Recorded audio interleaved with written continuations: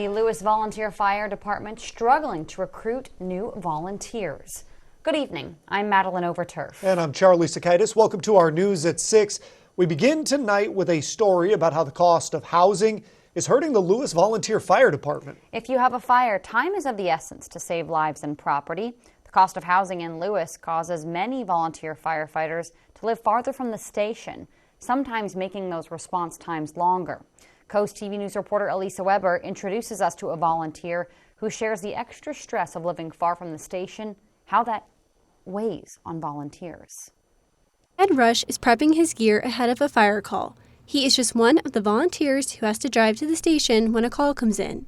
The Lewes Volunteer Fire Department says they are facing a serious staffing issue, and many current volunteers live outside of city limits. Now you can't, people can't really afford to live, in the downtown area. It's really expensive. I mean, there's a house directly behind the firehouse that's either on the market or just sold for like $1.5 million. Your average volunteer firefighter can't afford to live in those types of houses, so we tend to be further out away from downtown, and where the houses are a little more affordable. But the further out you go, the longer it takes to get to the firehouse to respond to alarms.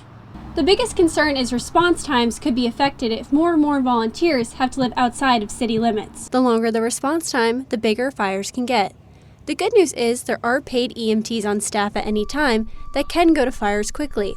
But a majority of calls are handled by volunteers like Rush.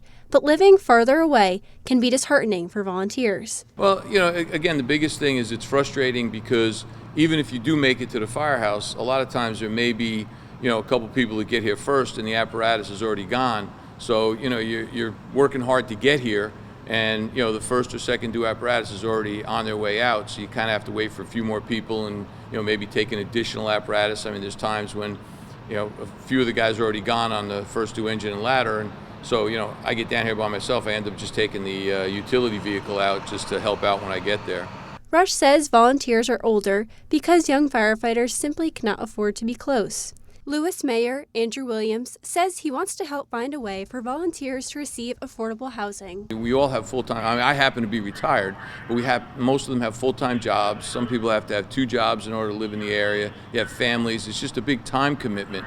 So to be able to afford living in an area like this is very tough. Additionally, there are hopes that plans to renovate existing bunk rooms could incentivize volunteers to stay the night and take calls from the station. When somebody needs the fire department, it's their worst day, and you're there to make it a little bit better. It's something I would highly recommend to anybody.